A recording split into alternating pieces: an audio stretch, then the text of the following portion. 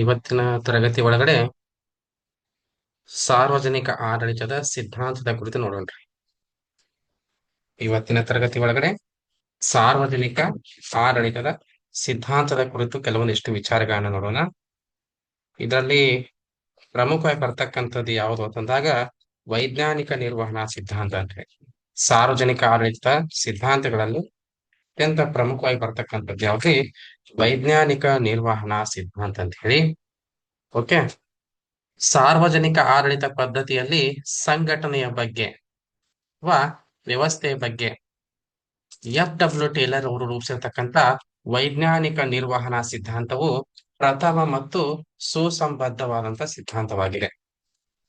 ಸಾರ್ವಜನಿಕ ಆಡಳಿತ ಪದ್ಧತಿಯಲ್ಲಿ ಸಂಘಟನೆಯ ಬಗ್ಗೆ ಅಥವಾ ವ್ಯವಸ್ಥೆಯ ಬಗ್ಗೆ FW ಟೇಲರ್ ಅವರು ರೂಪಿಸಿರುವಂತಹ ಏನಿದು ವೈಜ್ಞಾನಿಕ ನಿರ್ವಹಣಾ ಸಿದ್ಧಾಂತ ಇದೆಯಲ್ಲ, ಇದು ಪ್ರಥಮ ಸುಸಂಬದ್ಧವಾಗಿರ್ತಕ್ಕಂಥ ಒಂದು ಸಿದ್ಧಾಂತವಾಗಿದೆ ಅಂತ ಹೇಳಿ. ಓಕೆ. ಟೇಲರ್ ಅವರು ಈ ಸಿದ್ಧಾಂತವನ್ನ ಪ್ರಾರಂಭಿಸಲಿಲ್ಲವಾದರೂ, ವೈಜ್ಞಾನಿಕ ನಿರ್ವಹಣಾ ಸಿದ್ಧಾಂತವನ್ನ ಟೇಲರ್ ಅವರು ಪ್ರಾರಂಭಿಸಲಿಲ್ಲವಾದರೂ ಕೂಡ ವೈಜ್ಞಾನಿಕ ನಿರ್ವಹಣಾ ಸಿದ್ಧಾಂತಕ್ಕೆ ಒಂದು ಸ್ಪಷ್ಟವಾದ ಮತ್ತು ಪರಿಪೂರ್ಣವಾದ ವಿವರಣೆ ನೀಡಿದವರಲ್ಲಿ ಟೇಲರ್ ಮೊದಲಿಗರೆಂದು ಹೇಳಬಹುದಾಗಿದೆ. ಓಕೆ, ನೆನಪಿಟ್ಕೊರಿ. ಸಾರ್ವಜನಿಕ ಆಡಳಿತ ಸಿದ್ಧಾಂತಗಳಲ್ಲಿ ಮೊದಲನೇದಾಗಿ ಬರ್ತಕ್ಕಂಥದ್ದು ವೈಜ್ಞಾನಿಕ ನಿರ್ವಹಣಾ ಸಿದ್ಧಾಂತ ಅಂತ ಹೇಳಿ. ಸಾರ್ವಜನಿಕ ಆಡಳಿತ ಪದ್ಧತಿಯಲ್ಲಿ ಸಂಘಟನೆಯ ಬಗ್ಗೆ FW ಟೇಲರ್ ಅವರು ರೂಪಿಸಿರ್ತಕ್ಕಂಥ ವೈಜ್ಞಾನಿಕ ನಿರ್ವಹಣಾ ಸಿದ್ಧಾಂತ ಏನಾಗಿದೆ ಅಂದ್ರ ಒಂದು ಸುಸಂಬದ್ಧವಾದಂತಹ ಸಿದ್ಧಾಂತವಾಗಿದೆ. ಟೇಲರ್ ಅವರು ಈ ಸಿದ್ಧಾಂತವನ್ನು ಪ್ರಾರಂಭ ಮಾಡಲಿಲ್ಲ ಆದ್ರೂ ಕೂಡ ವೈಜ್ಞಾನಿಕ ನಿರ್ವಹಣಾ ಸಿದ್ಧಾಂತಕ್ಕೆ ಒಂದು ಸ್ಪಷ್ಟವಾಗಿರುವಂತಹ ಒಂದು ಪರಿಪೂರ್ಣವಾದಂತಹ ವಿವರಣೆ ನೀಡಿದವರಲ್ಲಿ ಟೇಲರ್ ಅವರು ಏನಾಗ್ಯಾರ್ರಿ? ಮೊದಲಿಗರಾಗಿದ್ದಾರೆ ಅಂತ ಹೇಳಿ ನಾವು ಗಮನಿಸಬಹುದು. ಹಾಗಾಗಿ ಇವರನ್ನ ವೈಜ್ಞಾನಿಕ ನಿರ್ವಹಣೆಯ ಪಿತಾಮಹ ಎನ್ನಲಾಗಿದೆ. ಯಾರನ್ರಿ? FW ಟೇಲರ್ ಅವರನ್ನ ವೈಜ್ಞಾನಿಕ ನಿರ್ವಹಣೆಯ ಪಿತಾಮಹ ಅಂತ ಕರೆಯಲಾಗಿದೆ. FW ಟೇಲರ್ ಅವರನ್ನ ವೈಜ್ಞಾನಿಕ ನಿರ್ವಹಣೆಯ ಪಿತಾಮಹ ಎನ್ನಲಾಗಿದೆ. ಮತ್ತು ವೈಜ್ಞಾನಿಕ ನಿರ್ವಹಣೆಯನ್ನ ಟೇಲರಿಸಂ ಅಂತ ಹೇಳಿ ಏನ್ ಮಾಡ್ತಾರೆ? ಕರೀತಾರೆ. ಓಕೆ. ಕೈಗಾರಿಕಾ ನಿರ್ವಹಣಾ ಕ್ಷೇತ್ರದಲ್ಲಿ ದಕ್ಷತೆ ಮತ್ತು ಮಿತವ್ಯಯಗಳನ್ನ ಹೆಚ್ಚಿಸಲು ವೈಜ್ಞಾನಿಕ ವಿಧಾನಗಳನ್ನ ಕ್ರಮಬದ್ಧವಾಗಿ ಅಳವಡಿಸಿದವರಲ್ಲಿ ಟೇಲರ್ ಅವರು ಮೊದಲಿಗರಾಗಿದ್ದಾರೆ. ಕೈಗಾರಿಕಾ ನಿರ್ವಹಣಾ ಕ್ಷೇತ್ರದಲ್ಲಿ ದಕ್ಷತೆ ಮತ್ತು ಮಿತವ್ಯಯಗಳನ್ನ ಹೆಚ್ಚಿಸಲು ವೈಜ್ಞಾನಿಕ ವಿಧಾನಗಳನ್ನ ಕ್ರಮಬದ್ಧವಾಗಿ ಅಳವಡಿಸಿದವರಲ್ಲಿ ಟೇಲರ್ ಅವರು ಏನಾಗಿದ್ದಾರೆ? ಮೊದಲಿಗರಾಗಿದ್ದಾರೆ. ವೈಜ್ಞಾನಿಕ ನಿರ್ವಹಣೆ ಎನ್ನುವಂತಹ ಪದವನ್ನ ಪ್ರಥಮವಾಗಿ ಯಾರು ಬಳಸಿದ್ರು? ವೈಜ್ಞಾನಿಕ ನಿರ್ವಹಣೆ ಅಂತಕ್ಕಂಥ ಪದವನ್ನ ಪ್ರಥಮ ಬಾರಿಗೆ ಬಳಸಿದವರು ಯಾರು ಅಂತಂದಾಗ 1910 ಲೂಯಿಸ್ ಬ್ರಾಂಡಿಸ್ ಅವರು ಏನ್ ಮಾಡ್ತಾರಂದ್ರ ವೈಜ್ಞಾನಿಕ ನಿರ್ವಹಣೆ ಅಂತಕ್ಕಂಥ ಪದವನ್ನ ಪ್ರಪ್ರಥಮ ಬಾರಿಗೆ ಏನ್ ಮಾಡ್ತಾರ್ರಿ? 1910 ಲೂಯಿಸ್ ಬ್ರಾಂಡಿಸ್ ಅವರು ಏನ್ ಮಾಡ್ತಾರೆ? ಬಳಕೆಯನ್ನ ಮಾಡ್ತಾರೆ. ಟೇಲರ್ ಅವರು ಏನ್ ಮಾಡ್ತಾರೆ? ತಮ್ಮ ಪ್ರಸಿದ್ಧ ಕೃತಿ ವೈಜ್ಞಾನಿಕ ನಿರ್ವಹಣೆಯ ತತ್ವಗಳು ಮತ್ತು ವಿಧಾನಗಳು principles and methods of scientific management 1911 ಅಂತಕ್ಕಂಥ ಗ್ರಂಥದಲ್ಲಿ ಈ ಪದವನ್ನ ಬಳಸ್ತಾರೆ. ಟೇಲರ್ ಅವರು ವೈಜ್ಞಾನಿಕ ನಿರ್ವಹಣೆ ಅಂತಕ್ಕಂಥ ಪದವನ್ನು ಎಲ್ಲಿ ಬಳಸ್ತಾರ ಅಂತಂದಾಗ principles and method of science and management ಅಂತಕ್ಕಂಥ ಸೈಂಟಿಫಿಕ್ ಮ್ಯಾನೇಜ್ಮೆಂಟ್ ಅಂತಕ್ಕಂಥ 1911 ರಚನೆಗಿರ್ತಕ್ಕಂಥ ತಮ್ಮ ಗ್ರಂಥದೊಳಗಡೆ ಈ ಪದವನ್ನು ಏನ್ ಮಾಡ್ತಾರೆ? ಮೊಟ್ಟ ಮೊದಲ ಬಾರಿಗೆ ಬಳಸ್ತಾರೆ. ಹಂಗಾದ್ರ ಟೇಲರ್ ಅವರ ಇತರ ಪ್ರಮುಖ ಕೃತಿಗಳು, FW ಟೇಲರ್ ಅವರ ಇತರ ಪ್ರಮುಖ ಕೃತಿಗಳು ಯಾವುವು ಅಂತ ನಾವು ನೋಡ್ತಾ ಹೋದ್ರ, ಒಂದನೇದು ಪೀಸ್ ವೇಜ್ ಸಿಸ್ಟಮ್ ಅಂತೇಳಿ 1905 ಶಾಪ್ ಮ್ಯಾನೇಜ್ಮೆಂಟ್ ಅಂತ ಹೇಳಿ 1903 next art of cutting metal ಅಂತ ಹೇಳಿ 1906 ಪೇಪರ್ಸ್ ಆಫ್ ಸೈಂಟಿಫಿಕ್ ಮ್ಯಾನೇಜ್ಮೆಂಟ್ ಅಂತ ಹೇಳಿ 1911 next shop management and scientific management ಅಂತಕ್ಕಂಥ ಕೃತಿಗಳನ್ನ ಏನ್ ಮಾಡ್ತಾರೆ? ರಚನೆ ಮಾಡ್ತಾರೆ. ಓಕೆ, ಇಷ್ಟು ಕೃತಿಯನ್ನ ಇವರು ಯಾರ್ರಿ FW ಟೇಲರ್ ಅವರು ರಚನೆಯನ್ನ ಮಾಡಿರ್ತಕ್ಕಂಥದನ್ನ ನಾವು ಕಾಣ್ತಾ ಇದ್ದೀವಿ. ಹಂಗಾದ್ರ ವೈಜ್ಞಾನಿಕ ನಿರ್ವಹಣೆಯ ಅರ್ಥ ಏನು? ವೈಜ್ಞಾನಿಕ ನಿರ್ವಹಣೆ ಸಿದ್ಧಾಂತ ಅಂತ ಅಧ್ಯಯನ ಮಾಡ್ತಾ ಇದ್ದೀವಲ್ಲ, ಈ ವೈಜ್ಞಾನಿಕ ನಿರ್ವಹಣೆ ಅಂದ್ರೆ ಏನು ಅಂತ ನಾವು ನೋಡ್ತಾ ಹೋದಾಗ, ವೈಜ್ಞಾನಿಕ ನಿರ್ವಹಣೆಯು ಉತ್ಪಾದನಾ ಕಾರ್ಯಗಳಲ್ಲಿ ವೈಜ್ಞಾನಿಕ ವಿಧಾನವನ್ನ ಬಳಸುವುದನ್ನ ಸೂಚಿಸುತ್ತದೆ. ವೈಜ್ಞಾನಿಕ ನಿರ್ವಹಣೆಯು ಉತ್ಪಾದನಾ ಕಾರ್ಯಗಳಲ್ಲಿ ವೈಜ್ಞಾನಿಕ ವಿಧಾನವನ್ನ ಬಳಸುವುದನ್ನ ಏನ್ ಮಾಡ್ತದೆ, ಇದು ಸೂಚಿಸುತ್ತದೆ. ಹಂಗಾದ್ರ ವೈಜ್ಞಾನಿಕ ನಿರ್ವಹಣೆಯ ಉದ್ದೇಶಗಳು, ವೈಜ್ಞಾನಿಕ ನಿರ್ವಹಣೆಯ ಉದ್ದೇಶಗಳು ಏನು ಅಂತ ನೋಡ್ತಾ ಹೋದಂದ್ರ, ವೈಜ್ಞಾನಿಕ ನಿರ್ವಹಣೆಯ ಮುಖ್ಯ ಉದ್ದೇಶ ವ್ಯವಸ್ಥೆಯ ಸಮಸ್ಯೆಗಳಿಗೆ ವೈಜ್ಞಾನಿಕ ಪದ್ಧತಿಯನ್ನ ಅಳವಡಿಸಿ ಕೈಗಾರಿಕಾ ಉತ್ಪಾದನೆಯನ್ನ ಹಾಗೂ ದಕ್ಷತೆಯನ್ನ ಹೆಚ್ಚಿಸುವುದಾಗಿದೆ. ವೈಜ್ಞಾನಿಕ ನಿರ್ವಹಣೆಯ ಮುಖ್ಯ ಉದ್ದೇಶ ವ್ಯವಸ್ಥೆಯ ಸಮಸ್ಯೆಗಳಿಗೆ ವೈಜ್ಞಾನಿಕ ಪದ್ಧತಿಯನ್ನ ಅಳವಡಿಸಿ, ವ್ಯವಸ್ಥೆಯ ಸಮಸ್ಯೆಗಳಿಗೆ ವೈಜ್ಞಾನಿಕ ಪದ್ಧತಿಯನ್ನ ಅಳವಡಿಸಿ ಕೈಗಾರಿಕಾ ಉತ್ಪಾದನೆಯನ್ನ ಹಾಗೂ ದಕ್ಷತೆಯನ್ನ ಏನಾಗಿದ್ರೆ ಹೆಚ್ಚು ಮಾಡುವುದಾಗಿದೆ, ಹೆಚ್ಚಿಸುವುದಾಗಿದೆ. ಎರಡನೇ ಉದ್ದೇಶ ಏನು ಅಂತಂದಾಗ, ಇದರ ಮತ್ತೊಂದು ಪ್ರಮುಖ ಉದ್ದೇಶವೇನೆಂದರೆ ಮಾಲೀಕರ ಮತ್ತು ಕಾರ್ಮಿಕರ ಗರಿಷ್ಠ ಪ್ರಮಾಣದ ಅಭ್ಯುದಯ ಸಾಧಿಸುವುದಾಗಿದೆ. ವೈಜ್ಞಾನಿಕ ನಿರ್ವಹಣೆಯ ಮತ್ತೊಂದು ಪ್ರಮುಖವಾದಂತಹ ಉದ್ದೇಶಗಾರೆ ಏನು? ಮಾಲೀಕರ ಮತ್ತು ಕಾರ್ಮಿಕರ ಗರಿಷ್ಠ ಪ್ರಮಾಣದ ಅಭ್ಯುದಯವನ್ನ ಅಥವಾ ಏಳಿಗೆಯನ್ನ ಸಾಧಿಸುವಂತದ್ದು. ನೆಕ್ಸ್ಟ್, ವೈಜ್ಞಾನಿಕ ನಿರ್ವಹಣೆಯ ಇತರ ಉದ್ದೇಶಗಳು ತಂದಾಗ ಉತ್ಪಾದನೆಯ ಗುಣಮಟ್ಟವನ್ನ ಸುಧಾರಿಸುವುದು,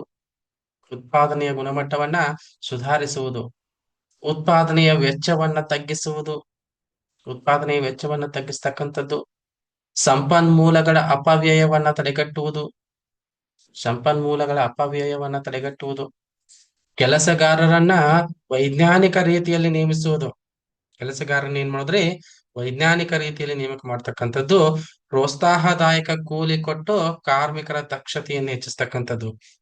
ಓಕೆ, ವೈಜ್ಞಾನಿಕ ನಿರ್ವಹಣೆ ಇತರ ಉದ್ದೇಶಗಳೇನು ಅಂತಂದಾಗ, ಒಂದನೇದು ಉತ್ಪಾದನೆಯ ಗುಣಮಟ್ಟವನ್ನ ಸುಧಾರಿಸ್ತಕ್ಕಂಥದ್ದು, ಎರಡನೇದು ಉತ್ಪಾದನೆಯ ವೆಚ್ಚವನ್ನ ತಗ್ಗಿಸ್ತಕ್ಕಂಥದ್ದು, ಮೂರನೇದು ಸಂಪನ್ಮೂಲಗಳ ಅಪವ್ಯಯವನ್ನ ತಡೆಗಟ್ಟುವುದು, ನಾಲ್ಕನೇದು ಕೆಲಸಗಾರರನ್ನ ವೈಜ್ಞಾನಿಕ ರೀತಿಯಲ್ಲಿ ನೇಮಿಸುವುದು, ಐದನೇದು ಪ್ರೋತ್ಸಾಹದಾಯಕವಾಗಿರ್ತಕ್ಕಂಥ ಕೂಲಿಯನ್ನ ಕೊಟ್ಟು ಕಾರ್ಮಿಕರ ದಕ್ಷತೆಯನ್ನು ಹೆಚ್ಚಿಸ್ತಕ್ಕಂಥದ್ದು. ಇವೆಲ್ಲವೂ ಕೂಡ ವೈಜ್ಞಾನಿಕ ನಿರ್ವಹಣೆಯ ಪ್ರಮುಖವಾದಂತ ಇತರ ಉದ್ದೇಶಗಳಾಗಿವೆ. ಹಾಗಾದ್ರೆ ಟೇಲರ್ ಅವರು ಪ್ರತಿಪಾದಿಸಿದಂತ ವೈಜ್ಞಾನಿಕ ನಿರ್ವಹಣೆಯ ತತ್ವಗಳು, ಟೇಲರ್ ಅವರು ಪ್ರತಿಪಾದನೆ ಮಾಡಿದಾರಲ್ಲ ವೈಜ್ಞಾನಿಕ ನಿರ್ವಹಣೆಯನ್ನ, ಅದರ ತತ್ವಗಳು ಏನು? ಅದರ ತತ್ವಗಳನ್ನ ನೋಡ್ತಾ ಹೋದ್ವಿ ಅಂದ್ರ, ಪ್ರತಿ ಕಾರ್ಯದ ವೈಜ್ಞಾನಿಕ ವಿಶ್ಲೇಷಣೆ. ಎರಡನೇದು ವೈಜ್ಞಾನಿಕ ಪದ್ಧತಿಯಿಂದ ಸಿಬ್ಬಂದಿಯ ಆಯ್ಕೆ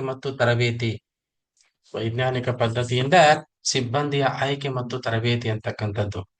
ನೆಕ್ಸ್ಟ್, ವೈಜ್ಞಾನಿಕ ರೀತಿಯಲ್ಲಿ ಕಾರ್ಯನಿರ್ವಹಿಸಲು ನಿರ್ಧಾರಿತ ಕೆಲಸ ಮುಗಿಸಲು ವ್ಯವಸ್ಥಾಪಕರು ಮತ್ತು ಕಾರ್ಮಿಕರ ನಡುವೆ ಸಹಕಾರ ಅಂತ ಹೇಳಿ. ವೈಜ್ಞಾನಿಕ ರೀತಿಯಲ್ಲಿ ಕಾರ್ಯವನ್ನು ನಿರ್ವಹಿಸಲು ಮತ್ತು ನಿರ್ಧರಿತ ಕೆಲಸವನ್ನ ಮುಗಿಸ್ಲಿಕ್ಕೆ ವ್ಯವಸ್ಥಾಪಕರು ಮತ್ತು ಕಾರ್ಮಿಕರ ನಡುವೆ ಏನ್ ಬೇಕ್ರಿ? ಸಹಕಾರ. ನೆಕ್ಸ್ಟ್, ಸಾಂಪ್ರದಾಯಿಕ ಕಾರ್ಯ ವಿಧಾನವನ್ನ ಕೈಬಿಟ್ಟು ವೈಜ್ಞಾನಿಕ ವಿಧಾನದ ಅನ್ವಯ. ಏನ್ರಿ? ವೈಜ್ಞಾನಿಕ ವಿಧಾನವನ್ನ ಅನ್ವಯ ಮಾಡ್ತಕ್ಕಂಥದ್ದು ಏನಾಗೈತ್ರಿ? ವೈಜ್ಞಾನಿಕ ನಿರ್ವಹಣೆಯ ತತ್ವ ಆಗಿದೆ. ನೆಕ್ಸ್ಟ್, ಸಾಮರಸ್ಯ ಮತ್ತು ಸಹಕಾರ ಅಂತ ಹೇಳಿ, ಅದಾದ ನಂತರ ಗರಿಷ್ಠ ಉತ್ಪಾದನೆ ಮತ್ತು ದಕ್ಷತೆ ಅಭ್ಯುದಯ ಅಂತ ಹೇಳಿ. ಗರಿಷ್ಠ ಉತ್ಪಾದನೆ ಮತ್ತು ದಕ್ಷತೆ ಹಾಗೂ ಅಭ್ಯುದಯ ಅಂತ ಹೇಳಿ ಇವೆಲ್ಲವೂ ಕೂಡ ಏನಾಗ್ಯಾವ್ರಿ? ವೈಜ್ಞಾನಿಕ ನಿರ್ವಹಣೆಯ ಪ್ರಮುಖವಾದಂತ ತತ್ವಗಳಾಗಿವೆ. ಯಾವ ವೈಜ್ಞಾನಿಕ ನಿರ್ವಹಣೆ? ಟೇಲರ್ ಅವರು ಪ್ರತಿಪಾದಿಸಿರುವಂತ ವೈಜ್ಞಾನಿಕ ನಿರ್ವಹಣೆಯ ಪ್ರಮುಖ ತತ್ವಗಳಾಗಿವೆ. ಓಕೆ, ಹಾಗಾಗಿ ರಿನ್ ಹಾರ್ಡ್ ಬೆಂಟಿಂಗ್ಸ್ ಅವ್ರು ಹೇಳ್ತಾರೆ, ಪ್ರತಿಯೊಬ್ಬ ನೌಕರನ ದಕ್ಷತೆಯ ಹೆಚ್ಚಳದಿಂದಾಗಿ, ಎಂಥ ದಕ್ಷತೆ? ಪ್ರತಿಯೊಬ್ಬ ನೌಕರನ ಕೆಲಸದ ದಕ್ಷತೆಯ ಹೆಚ್ಚಳದಿಂದಾಗಿ ವೈಜ್ಞಾನಿಕ ನಿರ್ವಹಣೆಯು ಮಾಲೀಕರ ಮತ್ತು ಕಾರ್ಮಿಕರ ಆದಾಯವನ್ನ ಗರಿಷ್ಠಗೊಳಿಸುತ್ತದೆ. ಪ್ರತಿಯೊಬ್ಬ ನೌಕರನ ಕೆಲಸದ ದಕ್ಷತೆ ಹೆಚ್ಚಳದಿಂದಾಗಿ ವೈಜ್ಞಾನಿಕ ನಿರ್ವಹಣೆಯು ಮಾಲೀಕರ ಮಾಲೀಕರ ಮತ್ತು ಕಾರ್ಮಿಕರ ಆದಾಯವನ್ನ ಏನ್ ಮಾಡ್ತದೆ? ಗರಿಷ್ಠಗೊಳಿಸುತ್ತದೆ ಗರಿಷ್ಠಗೊಳಿಸುತ್ತದೆ ಅಂತ ಹೇಳಿ ಹಾರ್ಡ್ ಬೆಂಟಿಕ್ಸ್ ಅವರು ಹೇಳ್ತಾರೆ. ಟೇಲರ್ ಅವ್ರು ಹೇಳ್ತಾರೆ, FW ಟೇಲರ್ ಅವ್ರು ಹೇಳ್ತಾರೆ, ವೈಜ್ಞಾನಿಕ ನಿರ್ವಹಣೆಯಿಂದ ನೌಕರರಲ್ಲಿ ಹಾಗೂ ಮಾಲೀಕರಲ್ಲಿ ಮಾನಸಿಕ ಕ್ರಾಂತಿ ಉಂಟಾಗುತ್ತದೆ. ವೈಜ್ಞಾನಿಕ ನಿರ್ವಹಣೆಯಿಂದ ನೌಕರರಲ್ಲಿ ಹಾಗೂ ಮಾಲೀಕರಲ್ಲಿ ಮಾನಸಿಕ ಕ್ರಾಂತಿ ಅಂತಕ್ಕಂಥದ್ದು ಉಂಟಾಗ್ತದೆ ಉಂಟಾಗುತ್ತದೆ ಅಂತ ಹೇಳಿ ಹೇಳ್ತಾರೆ. ಹಂಗಾದ್ರ ವೈಜ್ಞಾನಿಕ ನಿರ್ವಹಣೆಯ ತಂತ್ರಗಳು ಅಥವಾ ಲಕ್ಷಣಗಳು ಏನು? ವೈಜ್ಞಾನಿಕ ನಿರ್ವಹಣೆಯ ತಂತ್ರಗಳು ಅಥವಾ ಲಕ್ಷಣಗಳು ಏನು ಅಂತ ನೋಡ್ತಾ ಹೋದಾಗ, ಮೊದಲನೇದು ಯೋಜನೆ ಮತ್ತು ಅನುಷ್ಠಾನದ ಪ್ರತ್ಯೇಕತೆ. ಒಂದನೇದು ಯೋಜನೆ ಮತ್ತು ಅನುಷ್ಠಾನದ ಪ್ರತ್ಯೇಕತೆ. ಟೇಲರ್ ಅವರು ಯೋಜನೆ ಮತ್ತು ಕಾರ್ಯನಿರ್ವಹಣೆಗಳನ್ನ ಪ್ರತ್ಯೇಕಿಸಿ ಯೋಜನಾ ಕಾರ್ಯವನ್ನ ಮೇಲ್ವಿಚಾರಕರಿಗೂ ಹಾಗೂ ಕಾರ್ಯನಿರ್ವಹಣೆಯನ್ನ ಕಾರ್ಮಿಕರು ನಿರ್ವಹಿಸ್ಬೇಕಂತ ಸೂಚಿಸ್ತಾರೆ. ಟೇಲರ್ ಅವ್ರು ಏನ್ ಮಾಡ್ತಾರೆ? ಯೋಜನೆ ಮತ್ತು ಕಾರ್ಯನಿರ್ವಹಣೆಯನ್ನ ಪ್ರತ್ಯೇಕಿಸಿ ಯೋಜನಾ ಕಾರ್ಯವನ್ನ ಮೇಲ್ವಿಚಾರಕರಿಗೂ ಹಾಗೂ ಕಾರ್ಯನಿರ್ವಹಣೆಯನ್ನ ಅಂದ್ರ ಯೋಜನೆ ಮತ್ತು ಅನುಷ್ಠಾನ ಮಾಡ್ತಕ್ಕಂಥ ಕೆಲಸವನ್ನ ಕಾರ್ಮಿಕರು ಏನ್ ಮಾಡ್ಬೇಕ್ರಿ? ನಿರ್ವಹಿಸಬೇಕು ಅಂತ ಹೇಳಿ ತಿಳಿಸ್ತಾರೆ. ಇದು ವೈಜ್ಞಾನಿಕ ನಿರ್ವಹಣೆಯ ಮೊದಲ ತಂತ್ರ ಅಥವಾ ಲಕ್ಷಣ ಯಾವ್ದಂದಾಗ ಯೋಜನೆ ಮತ್ತು ಅನುಷ್ಠಾನದ ಪ್ರತ್ಯೇಕತೆ ಅಂತ ಹೇಳಿ. ಓಕೆ, ನೆನಪಿಟ್ಕೋರಿ. ಯೋಜನೆ ಮತ್ತು ಕಾರ್ಯನಿರ್ವಹಣೆಯನ್ನ ಪ್ರತ್ಯೇಕಿಸಿ ಯೋಜನೆ ಮಾಡ್ತಕ್ಕಂಥ ಕಾರ್ಯವನ್ನ ಯಾರು ಕೊಡೋದ್ರಿ? ಮೇಲ್ವಿಚಾರಕರಿಗೆ ಕೊಡೋದು. ಅನುಷ್ಠಾನ ಮಾಡ್ತಕ್ಕಂಥ ಕಾರ್ಯವನ್ನ ಕಾರ್ಮಿಕರು ನಿರ್ವಹಿಸ್ಬೇಕಂತ ಹೇಳಿ ಯಾರು ಹೇಳ್ತಾರೆ? ವೈಜ್ಞಾನಿಕ ನಿರ್ವಹಣೆಯ ಪ್ರಮುಖವಾದಂತ ಲಕ್ಷಣ ಆಗಿದೆ.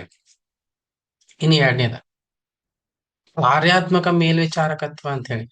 ಕಾರ್ಯಾತ್ಮಕ ಮೇಲ್ವಿಚಾರಕತ್ವ ಅಂತ ಹೇಳಿ ಟೇಲರ್ ರವರು ಏಕ ಆದೇಶದ ತತ್ವದ ಬದಲಿಗೆ ಬಹು ಆದೇಶ ತತ್ವವನ್ನ ಪ್ರತಿಪಾದಿಸಿದ್ದಾರೆ. ಟೇಲರ್ ಅವರು ಏಕ ಆದೇಶದ ತತ್ವದ ಬದಲಿಗೆ ಬಹು ಆದೇಶ ತತ್ವವನ್ನ ಪ್ರತಿಪಾದಿಸಿದ್ದಾರೆ. ಅಂದರೆ ಒಬ್ಬ ಕೆಲಸಗಾರನು ಒಂದಕ್ಕಿಂತ ಹೆಚ್ಚಿನ ಸಂಖ್ಯೆಯ ಮೇಲ್ವಿಚಾರಕರ ಅಧೀನದಲ್ಲಿ ಕೆಲಸ ಮಾಡುತ್ತಾನೆ. ಟೇಲರ್ ಅವ್ರು ಏನ್ ಮಾಡ್ತಾರೆ? ಕಾರ್ಯಾತ್ಮಕ ಮೇಲ್ವಿಚಾರಕತ್ವ ಅಂತಕ್ಕಂಥ ಒಂದು ಲಕ್ಷಣದೊಳಗಡೆ ಟೇಲರ್ ಹೇಳ್ತಾರೆ, ಏಕ ಆದೇಶ ತತ್ವದ ಬದಲಿಗೆ ಬಹು ಆದೇಶದ ತತ್ವವನ್ನು ಪ್ರತಿಪಾದಿಸಿದ್ದಾರೆ. ಅಂದ್ರೆ ಒಬ್ಬ ಕೆಲಸಗಾರನು ಒಂದಕ್ಕಿಂತ ಹೆಚ್ಚಿನ ಸಂಖ್ಯೆಯ ಮೇಲ್ವಿಚಾರಕರ ಅಧೀನದಲ್ಲಿ ಕೆಲಸ ಮಾಡ್ತಾನೆ. ಟೇಲರ್ ಅವರು ಕೆಲಸವನ್ನ ಕೇವಲ ಕಾರ್ಮಿಕರ ನಡುವೆ ವಿಂಗಡಿಸದೆ ಮೇಲ್ವಿಚಾರಣೆಯ ಹಂತದಲ್ಲಿಯೂ ವಿಂಗಡಿಸಿದ್ದಾನೆ. ಟೇಲರ್ ಏನ್ ಮಾಡ್ಯಾನ್ರಿ? ಕೆಲಸವನ್ನ ಕೇವಲ ಕಾರ್ಮಿಕರ ನಡುವೆ ವಿಂಗಡಿಸಲಾರ್ದ ಮೇಲ್ವಿಚಾರಣೆ ಹಂತದಲ್ಲೂ ಕೂಡ ಏನ್ ಮಾಡ್ಯಾನ್ರಿ? ವಿಂಗಡಿಸಿದ್ದಾನೆ. ಉತ್ತಮ ಮಟ್ಟದ ಪ್ರಮಾಣೀಕೃತ ಕೆಲಸದ ಸ್ಥಿತಿಗಳು ಅಂತಕ್ಕಂಥದ್ದು ನೆಕ್ಸ್ಟ್. ಅದಾದ ನಂತರ ಚಲನೆಯ ಪರಿಶೀಲನೆ ಅಂತಕ್ಕಂಥದ್ದು, ಸಮಯದ ಸಮೀಕ್ಷೆ ಅನ್ನುವಂಥದ್ದು, ಭಿನ್ನ ಬಿಡಿದರ ವ್ಯವಸ್ಥೆ ಅಂತಕ್ಕಂಥದ್ದು, ಇವೆಲ್ಲವೂ ಕೂಡ ಪ್ರಮುಖವಾದಂತ ಲಕ್ಷಣಗಳು ಮತ್ತು ತಂತ್ರಗಳಾಗಿವೆ. ಕೆಲಸಗಾರರಿಗೆ ಕೊಡುವ ವೇತನವು ವ್ಯಕ್ತಿಯ ಕಾರ್ಯನಿರ್ವಹಣೆಯನ್ನ ಆಧರಿಸಿರಬೇಕೇ ವಿನಃ ಅವನು ಹೊಂದಿರುವ ಸ್ಥಾನವನ್ನ ಆಧರಿಸಿರಬಾರದೆಂದು ಟೇಲರ್ ಸೂಚಿಸಿದ್ದಾನೆ. ಟೇಲರ್ ಏನ್ ಹೇಳ್ತಾನ್ರಿ? ಕೆಲಸಗಾರರಿಗೆ, ಕಾರ್ಮಿಕರಿಗೆ ಕೊಡ್ತಕ್ಕಂಥ ವೇತನವು ವ್ಯಕ್ತಿಯ ಕಾರ್ಯನಿರ್ವಹಣೆಯನ್ನ ಆಧರಿಸಬೇಕೇ ವಿನಃ ಅವನು ಹೊಂದಿರುವಂತ ಸ್ಥಾನಮಾನವನ್ನ ಆಧರಿಸಿರಬಾರ್ದು ಅಂತ ಹೇಳಿ ಟೇಲರ್ ಅವರು ಸೂಚಿಸುತ್ತಾರೆ.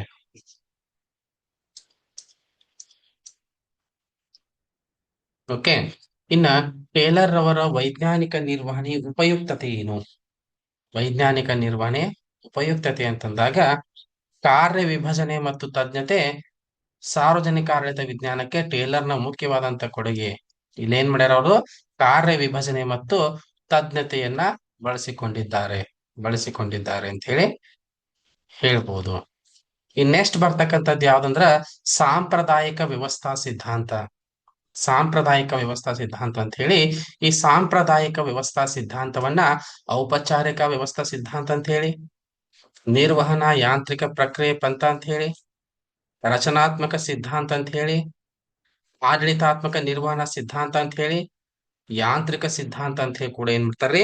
ಕರೀತಾರೆ. ನೆನ್ಪಿಟ್ಕೋರಿ, ಸಾಂಪ್ರದಾಯಿಕ ವ್ಯವಸ್ಥಾ ಸಿದ್ಧಾಂತವನ್ನ ಔಪಚಾರಿಕ ವ್ಯವಸ್ಥಾ ಸಿದ್ಧಾಂತ ಅಂತ ಹೇಳಿ, ನಿರ್ವಹಣಾ ಯಾಂತ್ರಿಕ ಪ್ರಕ್ರಿಯೆ ಪಂಥ ಅಂತ ಹೇಳಿ, ರಚನಾತ್ಮಕ ಸಿದ್ಧಾಂತ ಅಂತ ಹೇಳಿ, ಆಡಳಿತಾತ್ಮಕ ನಿರ್ವಹಣಾ ಸಿದ್ಧಾಂತ ಅಂತ ಹೇಳಿ, ಯಾಂತ್ರಿಕ ಸಿದ್ಧಾಂತ ಅಂತ ಹೇಳಿ ಏನ್ ಮಾಡ್ತಾರ್ರಿ, ಬೇರೆ ಬೇರೆ ಹೆಸರುಗಳಿಂದ ಕರೆಯುವುದನ್ನ ನಾವು ಗಮನಿಸ್ತೀವಿ. ಓಕೆ.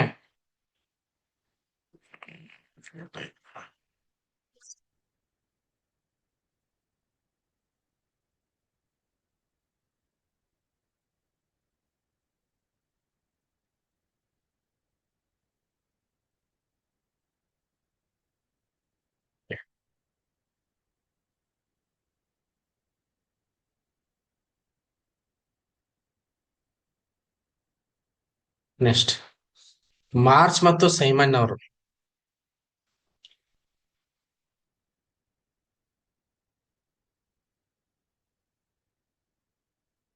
ಓಕೆ. ಮಾರ್ಚ್ ಮತ್ತು ಸೈಮನ್ ಅವರು ಆಡಳಿತಾತ್ಮಕ ನಿರ್ವಹಣಾ ಸಿದ್ಧಾಂತ ಅಂತ ಕೇಳ್ತಾರ್ರಿ. ವೈಜ್ಞಾನಿಕ ನಿರ್ವಹಣೆ ಏನಂತ ಕರ್ತಾರ ಅವರು, ಆಡಳಿತಾತ್ಮಕ ನಿರ್ವಹಣಾ ಸಿದ್ಧಾಂತ ಅಂತ ಕೇಳ್ತಾರ್ರಿ. ಒಂದೇ ನಿಮಿಷ. ಸಾಂಪ್ರದಾಯಿಕ ವ್ಯವಸ್ಥಾ ಸಿದ್ಧಾಂತ ಇದೆ. ಸಾಂಪ್ರದಾಯಿಕ ವ್ಯವಸ್ಥಾ ಸಿದ್ಧಾಂತವನ್ನ ಮಾರ್ಚ್ ಮತ್ತು ಸೈಮನ್ ರವರು ಮಾರ್ಚ್ ಮತ್ತು ಸೈಮನ್ ರವರು ಆಡಳಿತಾತ್ಮಕ ನಿರ್ವಹಣಾ ಸಿದ್ಧಾಂತವಂತ ಹೇಳಿ ಇದನ್ನ ಕರೆದಿದ್ದಾರೆ. ಇದರ ಪ್ರಮುಖ ಪ್ರತಿಪಾದಕರು ಅಂತಂದಾಗ, ಸಾಂಪ್ರದಾಯಿಕ ವ್ಯವಸ್ಥಾ ಸಿದ್ಧಾಂತದ ಪ್ರಮುಖ ಪ್ರತಿಪಾದಕರು ಅಂದಾಗ ಒಂದು ಹೆನ್ರಿ ಫಯಲ್ ಅವರು, ಲೂಥರ್ ಗುಲಿಕ್ ಅವರು, ಎಲ್ ಉರ್ವಿಕ್ ಅವರು, ಜೆ ಡಿ ಮೂನೇರ್ ಅವರು ಮತ್ತು ಎ ಸಿ ರಿಲೇರ್ ಅವರು ಮತ್ತು ಎಂ ಫಿ ಫಾಲೆಟ್ ಅವರು, ಇವರೆಲ್ಲರೂ ಕೂಡ ಸಾಂಪ್ರದಾಯಿಕ ವ್ಯವಸ್ಥಾ ಸಿದ್ಧಾಂತದ ಪ್ರತಿಪಾದಕರಾಗಿದ್ದಾರೆ. ಈ ಸಾಂಪ್ರದಾಯಿಕ ವ್ಯವಸ್ಥಾ ಸಿದ್ಧಾಂತವನ್ನ ಆಡಳಿತಾತ್ಮಕ ನಿರ್ವಹಣಾ ಸಿದ್ಧಾಂತ ಎಂದು ಕೂಡ ಕರೀತಾರೆ. ಮತ್ತೊಮ್ಮೆ ಹೇಳ್ತೇನೆ, ಇದರ ಪ್ರಮುಖವಾದಂತ ಪ್ರತಿಪಾದಕರು ಯಾರು ಅಂದಾಗ ಒಂದು Henry Fayol, Luther Gulick, L Urwick, J D Mooney, A C Reiley ಮತ್ತು ಎಂ ಫಿ ಫಾಲೆಟ್ ಅವರು ಸಾಂಪ್ರದಾಯಿಕ ವ್ಯವಸ್ಥಾ ಸಿದ್ಧಾಂತದ ಪ್ರತಿಪಾದಕರಾಗಿದ್ದಾರೆ. ಈ ಸಿದ್ಧಾಂತ ಯಾವಾಗ ಪ್ರತಿಪಾದನೆಯಾಯಿತು ಅಂತಂದಾಗ, ಸಾಂಪ್ರದಾಯಿಕ ವ್ಯವಸ್ಥಾ ಸಿದ್ಧಾಂತವು 20ನೇ ಶತಮಾನದ ಪೂರ್ವಾರ್ಧದಲ್ಲಿ ಪ್ರತಿಪಾದಿತವಾಯಿತು. 20ನೇ ಶತಮಾನದ ಪೂರ್ವಾರ್ಧದಲ್ಲಿ ಏನಾದಂದ್ರ ಪ್ರತಿಪಾದಿತವಾಯಿತು ಅಂತ ಹೇಳಿ 1937ರಲ್ಲಿ ಗುಲಿಕ್ ಮತ್ತು ಉರ್ವಿಕ್ ರವರು 1937ರಲ್ಲಿ ಗುಲಿಕ್ ಮತ್ತು ಉರ್ವಿಕ್ ರವರು ಆಡಳಿತ ವಿಜ್ಞಾನ ಅಂತಕ್ಕಂಥ ಪತ್ರಿಕೆಯನ್ನ ಪ್ರಕಟಣೆಯಾದಾಗ ಈ ಸಿದ್ಧಾಂತವು ಜನಪ್ರಿಯತೆಯ ಶಿಖರವನ್ನ ತಲುಪಿತು.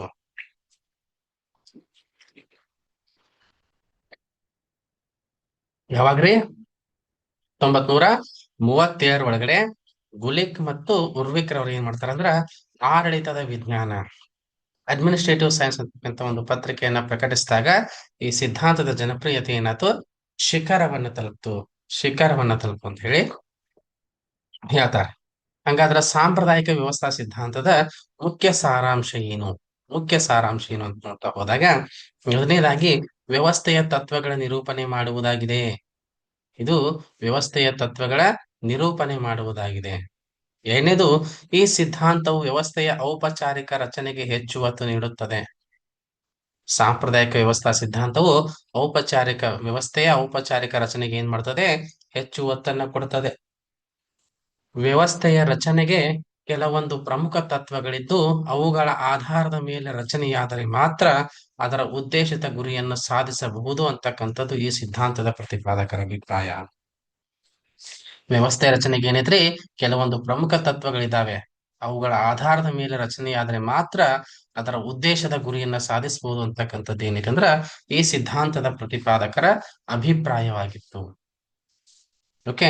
ನೆಕ್ಸ್ಟ್, ಈ ಸಿದ್ಧಾಂತದ ಪ್ರತಿಪಾದಕರ ಪ್ರಕಾರ, ಸಾಂಪ್ರದಾಯಿಕ ವ್ಯವಸ್ಥಾ ಸಿದ್ಧಾಂತದ ಪ್ರತಿಪಾದಕರ ಪ್ರಕಾರ ಆಡಳಿತವು ಎಲ್ಲಾ ಕಡೆ ಒಂದೇ ರೀತಿಯಾಗಿದೆ. ಆಡಳಿತ ಅಂತಕ್ಕಂಥದ್ದು ಎಲ್ಲಾ ಕಡೆ ಏನಾಗೈತ್ರಿ, ಒಂದೇ ರೀತಿಯಾಗಿದೆ. ಆಡಳಿತ ತತ್ವಗಳು ಸಾರ್ವತ್ರಿಕ ಮಾನ್ಯತೆಯನ್ನ ಹೊಂದಿವೆ. ಆಡಳಿತ ತತ್ವಗಳು ಏನಿವೆ ಸಾರ್ವತ್ರಿಕ ಮಾನ್ಯತೆಯನ್ನು ಹೊಂದಿದೆ. ಅವುಗಳನ್ನ ಎಲ್ಲಾ ವಿಧವಾದ ಸಂಘಟನೆಗಳಿಗೆ ಅನ್ವಯಿಸಬಹುದೆಂದು ಅವರ ಅಭಿಪ್ರಾಯವಾಗಿದೆ.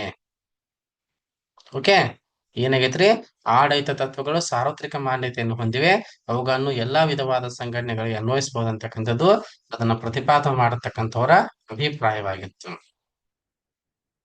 ನೆಕ್ಸ್ಟ್, ಹೆನ್ರಿ ಫಯಲ್ ಅವರ ಕೊಡುಗೆ ನೋಡ್ತಾ ಹೋಗ್ರಿ. ಹೆನ್ರಿ ಫಯಲ್ ಅವರ ಕೊಡುಗೆ, ಈ ಫ್ರೆಂಚ್ ದೇಶದ ಹೆನ್ರಿ ಫಯಲ್ ಅವರನ್ನ ಸಾಂಪ್ರದಾಯಿಕ ಅಥವಾ ಯಾಂತ್ರಿಕ ಸಿದ್ಧಾಂತದ ಸ್ಥಾಪಕ ಅಂತ ಕರೀತಾರೆ. ಫ್ರೆಂಚ್ ದೇಶದ ಹೆನ್ರಿ ಫಾಯಲ್ ರವರನ್ನ ಸಾಂಪ್ರದಾಯಿಕ ಅಥವಾ ಯಾಂತ್ರಿಕ ಸಿದ್ಧಾಂತದ ಸಂಸ್ಥಾಪಕ ಪಿತಾಮಹ, ಅದನ್ನ ಪ್ರಾರಂಭ ಮಾಡಿದವನು ಅಂತ ಹೇಳಿ ಪರಿಗಣಿಸಲಾಗಿದೆ. ಈ ಹೆನ್ರಿ ಪಾಯಲ್ ಅವರ ಪ್ರಮುಖವಾದಂತಹ ಕೃತಿಗಳನ್ನ ನೋಡ್ತಾ ಹೋದಂದ್ರ ಸಾಮಾನ್ಯ ಮತ್ತು ಔದ್ಯೋಗಿಕ ಆಡಳಿತ 1916, ಜನರಲ್ ಅಂಡ್ ಇಂಡಸ್ಟ್ರಿಯಲ್ ಅಡ್ಮಿನಿಸ್ಟ್ರೇಷನ್, ಸಾಮಾನ್ಯ ಮತ್ತು ಔದ್ಯೋಗಿಕ ಆಡಳಿತ ಅಂತ ಹೇಳಿ. ಎರಡನೇದು ಸಾಮಾನ್ಯ ಮತ್ತು ಔದ್ಯಮಿಕ ವ್ಯವಸ್ಥಾಪನೆ, ಜನರಲ್ ಅಂಡ್ ಇಂಡಸ್ಟ್ರಿಯಲ್ ಮ್ಯಾನೇಜ್ಮೆಂಟ್, 1961 ಅಂತ ಹೇಳಿ. ಈ ಎರಡು ಸುಪ್ರಸಿದ್ಧವಾದಂತಹ ಕೃತಿಗಳನ್ನ ಏನ್ ಮಾಡ್ತಾರೆ, ಹೆನ್ರಿ ಪಾಯಲ್ ಅವರು ರಚನೆ ಮಾಡ್ತಾರೆ. ಸಾಂಪ್ರದಾಯಿಕ ಆಡಳಿತಾತ್ಮಕ ಚಿಂತನೆಯ ಬೆಳವಣಿಗೆಗೆ ಹೆನ್ರಿ ಪಾಯಲ್ ಅವರು ನೀಡಿರ್ತಕ್ಕಂಥ ಕೊಡುಗೆಗಳನ್ನ ಈ ಕೆಳಗಿನಂತೆ ನಾವು ಏನ್ ಮಾಡ್ಬೋದ್ರಿ, ಗುರುತಿಸಬಹುದು. ಯಾವ್ದ್ರಿ? ಸಾಂಪ್ರದಾಯಿಕ ಆಡಳಿತಾತ್ಮಕ ಚಿಂತನೆಯ ಬೆಳವಣಿಗೆಗೆ ಹೆನ್ರಿ ಪಾಯಲ್ ಅವರು ನೀಡಿರ್ತಕ್ಕಂಥ ಕೊಡುಗೆಗಳನ್ನ ಈ ಕೆಳಗಿನ ಅಂಶಗಳಿಂದ ಏನ್ ಮಾಡ್ಬೋದ್ರಿ, ಗುರುತಿಸಬಹುದಾಗಿದೆ. ಏನು? ಔದ್ಯಮಿಕ ಸಂಸ್ಥೆಯ ಚಟುವಟಿಕೆಗಳು. ಔದ್ಯಮಿಕ ಸಂಸ್ಥೆಯ ಚಟುವಟಿಕೆಗಳು. ಎರಡನೇದು ಆಡಳಿತ ಮೂಲಾಂಶಗಳು ಮತ್ತು ಕಾರ್ಯಗಳು. ಆಡಳಿತದ ಮೂಲಾಂಶಗಳು ಮತ್ತು ಕಾರ್ಯಗಳು. ಮೂರನೇದು ಆಡಳಿತದ ತತ್ವಗಳು. ಆಡಳಿತದ ತತ್ವಗಳು ಅಂತ ಹೇಳಿ. ಓಕೆ. ಇನ್ನು ಔದ್ಯಮಿಕ ಸಂಸ್ಥೆಯ ಚಟುವಟಿಕೆಗಳು ಅಂತ ನೋಡ್ತೀವಲ್ಲ ನಾವು. ಒಂದನೇದು ಏನ್ರಲ್ಲಿ? ಸಾಂಪ್ರದಾಯಿಕ ಆಡಳಿತಾತ್ಮಕ ಚಿಂತನೆ ಬೆಳವಣಿಗೆಗೆ ಹೆನ್ರಿ ಪಾಯಲ್ ಅವ್ರು ನೀಡ್ತಕ್ಕಂಥ ಕೊಡುಗೆಗಳನ್ನ ಮೂರು ಅಂಶಗಳಿಂದ ಗುರುತಿಸಿದೀವಿ. ಒಂದು ಔದ್ಯಮಿಕ ಸಂಸ್ಥೆಯ ಚಟುವಟಿಕೆಗಳು ಅಂತ ಹೇಳಿ, ಎರಡನೇದು ಆಡಳಿತದ ಮೂಲಾಂಶಗಳು ಅಂತ ಹೇಳಿ, ಮೂರನೇದು ಆಡಳಿತದ ತತ್ವಗಳು ಅಂತ ಹೇಳಿ. ಅದ್ರ ಮೊದಲನೇದು ಬರ್ತಕ್ಕಂಥದ್ದು ಯಾವ್ದಂದ್ರ ಔದ್ಯಮಿಕ ಸಂಸ್ಥೆಯ ಚಟುವಟಿಕೆಗಳು ಅಂತ ಹೇಳಿ. ಔದ್ಯಮಿಕ ಸಂಸ್ಥೆಯ ಚಟುವಟಿಕೆಗಳು ಯಾವ? ಒಂದನೇದು ತಾಂತ್ರಿಕ ಚಟುವಟಿಕೆಗಳು ಅಂತ ಹೇಳಿ. ಒಂದನೇದು ತಾಂತ್ರಿಕ ಚಟುವಟಿಕೆಗಳು ಅಂತ ಹೇಳಿ, ಎರಡನೇದು ವಾಣಿಜ್ಯ ಚಟುವಟಿಕೆಗಳು ಅಂತ ಹೇಳಿ, ಮೂರನೇದು ಹಣಕಾಸಿನ ಚಟುವಟಿಕೆಗಳು ಅಂತ ಹೇಳಿ, ನಾಲ್ಕನೇದು ಭದ್ರತಾ ಚಟುವಟಿಕೆಗಳಂತ ಹೇಳಿ, ಐದನೇದು ಲೆಕ್ಕಪತ್ರ ಚಟುವಟಿಕೆಗಳಂತ ಹೇಳಿ, ಆರನೇದು ನಿರ್ವಹಣಾ ಅಥವಾ ಆಡಳಿತಾತ್ಮಕ ಚಟುವಟಿಕೆಗಳಂತ ಹೇಳಿ. ಇವು ಔದ್ಯಮಿಕ ಸಂಸ್ಥೆಯ ಪ್ರಮುಖ ಚಟುವಟಿಕೆಗಳಾಗಿವೆ. ಇನ್ನು ಎರಡನೇದು ಆಡಳಿತದ ಮೂಲಾಂಶಗಳು ಅಥವಾ ಕಾರ್ಯಗಳು ಅಂತ ಹೇಳಿ. ಆಡಳಿತದ ಮೂಲಾಂಶಗಳು ಅಥವಾ ಕಾರ್ಯಗಳು ಅಂತ ನಾವು ನೋಡ್ತಾ ಹೋದಾಗ ಅದರಲ್ಲಿ ಪ್ರಮುಖವಾಗಿ ಯೋಜನೆ ಅಥವಾ ಪ್ಲಾನಿಂಗು, ಆದೇಶ, ಸಂಘಟನೆ ಅಂದ್ರೆ ಆರ್ಗನೈಸೇಷನ್, ಆದೇಶ ಅಂದ್ರ ಕಮಾಂಡಿಂಗು, ನಾಲ್ಕನೇದು ಸಂಯೋಜನೆ ಅಂದ್ರೆ ಕೋಆರ್ಡಿನೇಷನ್, ಐದನೇದು ನಿಯಂತ್ರಣ ಅಂದ್ರೆ ಕಂಟ್ರೋಲಿಂಗು. ಇವೆಲ್ಲವೂ ಕೂಡ ಏನಾಗ್ಯಾವ ಅಂದ್ರ ಆಡಳಿತದ ಮೂಲಾಂಶಗಳು ಅಥವಾ ಕಾರ್ಯಗಳಾಗಿವೆ. ಆಡಳಿತದ ಮೂಲಾಂಶಗಳು ಅಥವಾ ಕಾರ್ಯಗಳಾಗಿವೆ. ನೆಕ್ಸ್ಟ್ ಬರ್ತಕ್ಕಂಥದ್ದು ಆಡಳಿತದ ತತ್ವಗಳು. ಆಡಳಿತದ ತತ್ವಗಳು ಅಂತಂದಾಗ ಮೊದಲನೇದಾಗಿ ಕಾರ್ಯವಿಭಜನೆ, ಎರಡನೇದಾಗಿ ಅಧಿಕಾರ ಮತ್ತು ಹೊಣೆಗಾರಿಕೆ ಅಂತ ಹೇಳಿ, ಮೂರನೇದಾಗಿ ಶಿಸ್ತು, ನೆಕ್ಸ್ಟ್ ಆದೇಶದಲ್ಲಿ ಏಕತೆ, ಅದಾದ ನಂತರ ನಿರ್ದೇಶನದಲ್ಲಿ ಏಕತೆ, ವೈಯಕ್ತಿಕ ಆಸಕ್ತಿಯ ಸಾಮಾನ್ಯ ಹಿತಾಸಕ್ತಿಗೆ ಏನಾಗಿರ್ಬೇಕು, ಅಧೀನವಾಗಿರಬೇಕು. ವೈಯಕ್ತಿಕ ಆಸಕ್ತಿ ಇರ್ತಕ್ಕಂಥದ್ದು ಸಾಮಾನ್ಯ ಹಿತಾಸಕ್ತಿಗೆ ಅಧೀನವಾಗಿರಬೇಕು. ನೆಕ್ಸ್ಟ್ ಬರುವಂತದ್ದು ಸಿಬ್ಬಂದಿಯ ವೇತನ ಮತ್ತು ಕೇಂದ್ರೀಕರಣ ಅಂತ ಹೇಳಿ.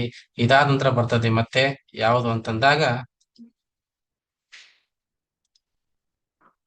ಶ್ರೇಣೀಕರಣ ಅಧಿಕಾರ ಅಂತ ಹೇಳಿ. ಏನು ಶ್ರೇಣಿ ಅಧಿಕಾರ ಅಂತ ಕೂಡ ಕರೀತಾರೆ, ಶ್ರೇಣೀಕರಣ ಅಧಿಕಾರ ಅಂತ ಹೇಳಿ. ಶ್ರೇಣೀಕರಣ ಅಧಿಕಾರ ಅಂತ ಹೇಳಿ. ಇದಾದ ನಂತರ ಕ್ರಮಬದ್ಧತೆ, ಕ್ರಮಬದ್ಧತೆ ಅಂತ ಹೇಳಿ. ಇಷ್ಟು ಅಂಶಗಳನ್ನ ನಾವು ಕಾಣ್ತೀವಿ. ಇದಾದ ನಂತರ ಗುಲ್ಲಿಕ್ ಮತ್ತು ಉರ್ವಿಕ್ ಅವರ ಕೊಡುಗೆ. ಸಾಂಪ್ರದಾಯಿಕ ಆಡಳಿತಕ್ಕೆ ಗುಲ್ಲಿಕ್ ಮತ್ತು ಉರ್ವಿಕ್ ಅವರ ಕೊಡುಗೆ ತಂದಾಗ ಆಡಳಿತ ವ್ಯವಸ್ಥೆಯ ಔಪಚಾರಿಕ ರಚನೆಗೆ, ಆಡಳಿತ ವ್ಯವಸ್ಥೆಯ ಔಪಚಾರಿಕ ವ್ಯವಸ್ಥೆಯ ರಚನೆಗೆ ಹೆಚ್ಚಿನ ಪ್ರಾಮುಖ್ಯತೆಯನ್ನ ನೀಡಿ ಮಾನವೀಯ ಅಂಶಗಳನ್ನ ಕಡೆಗಣಿಸಿದ್ದಾರೆ. ಗುಲಿಕ್ ಅವರು ಮತ್ತು ಉರ್ವಿಕ್ ಅವರು ಏನ್ ಮಾಡ್ಯಾರೆ, ಮಾನವೀಯ ಅಂಶಗಳನ್ನ ಏನ್ ಮಾಡ್ಯಾರೆ, ಕಡೆಗಣಿಸಿದ್ದಾರೆ ಅಂತ ಹೇಳ್ತಾರೆ. ಗುಲ್ಲಿಕರ್ ಅವರು ಏನ್ ಮಾಡ್ತಾರೆ, ವ್ಯವಸ್ಥೆಯ ಅಥವಾ ಸಂಘಟನೆಯ 10 ತತ್ವಗಳನ್ನ ಸ್ಪಷ್ಟಪಡಿಸಿದ್ದಾರೆ. ಲೂಥರ್ ಗುಲಿಕ್ ಅವರು ವ್ಯವಸ್ಥೆಯ ಅಥವಾ ಸಂಘಟನೆಯ 10 ತತ್ವಗಳನ್ನ ಸ್ಪಷ್ಟಪಡಿಸಿದ್ದಾರೆ.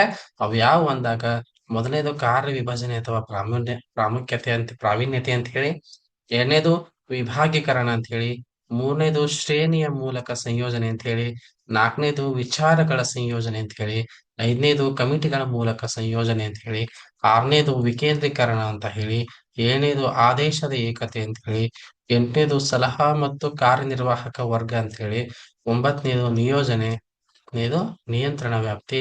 ಇವೆಲ್ಲವೂ ಕೂಡ ಏನಾಗ್ಯಾವ ಅಂದ್ರ ಸಂಘಟನೆಯ, ಗುಲಿಕ್ ಅವರು ಹೇಳಿರ್ತಕ್ಕಂಥ ಸಂಘಟನೆಯ 10 ತತ್ವಗಳಾಗಿದ್ದಾವೆ. ಓಕೆ. ಈ ಗುಲಿಕ್ ಅವ್ರು ಏನ್ ಮಾಡ್ತಾರೆ, ಇಲಾಖೆಯ ಸಂಘಟನಾ ತತ್ವಗಳನ್ನ ಈ ತರ ಗುರುತಿಸ್ತಾರೆ ಅವರು. ಗುಲಿಕ್ ಅವರು ಇಲಾಖೆಯ ಸಂಘಟನಾ ತತ್ವಗಳನ್ನ ಈ ಕೆಳಗಿನಂತೆ ಗುರುತಿಸ್ತಾರೆ. ನೋಡ್ರಿ, ಒಂದನೇದು ಉದ್ದೇಶ, ಪರಿಣತಿ, ಕಕ್ಷಿಗಾರ, ಪ್ರದೇಶ.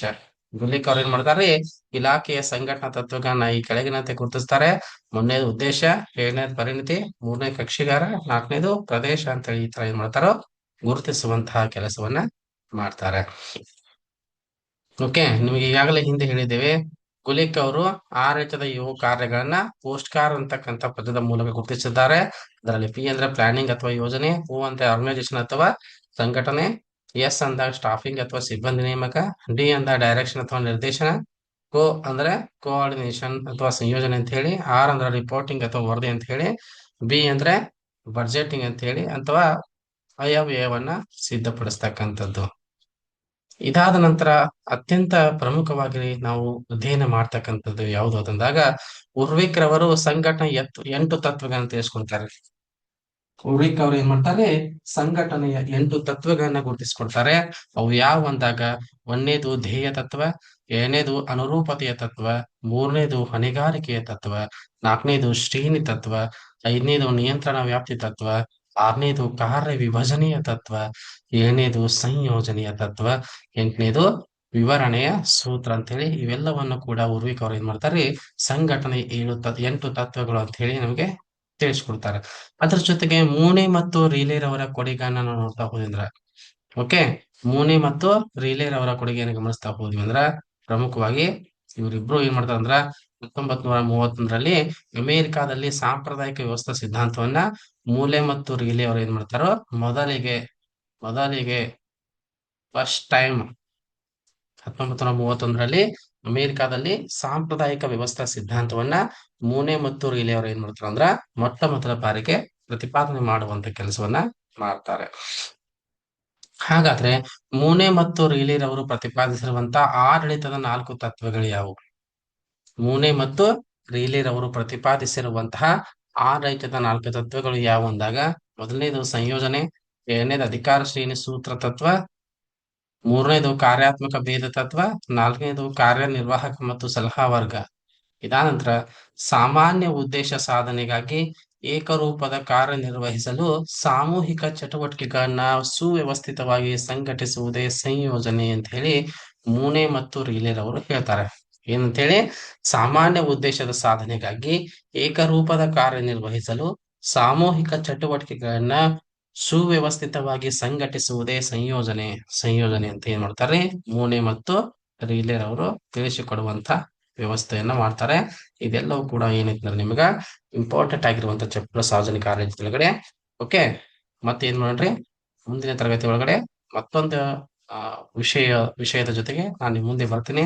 ಅಲ್ಲಿ ತನಕ ಎಲ್ರು ಕೂಡ ವಿಡಿಯೋನ ನೋಡ್ರಿ, ಲೈಕ್ ಮಾಡ್ರಿ, ಕಮೆಂಟ್ ಮಾಡ್ರಿ. ಎಲ್ಲಿ ತಿದ್ಕೋಬೇಕು ನೀವು ಹೇಳಿದಾಗ ಮಾತ್ರ ನಾವು ಆ ಭಾಗವನ್ನ ತಿದ್ಕೊಳ್ಳಿಕ್ಕೆ ಸಾಧ್ಯ ಅಂತಕ್ಕಂಥ ಮಾತನ್ನು ಹೇಳಿ ಇವತ್ತಿಗೆ ಈ ತರಗತಿಯನ್ನು ಮುಗಿಸ್ತಾ ಇದ್ದೀನಿ. ಎಲ್ರು ಕೂಡ ಧನ್ಯವಾದಗಳು.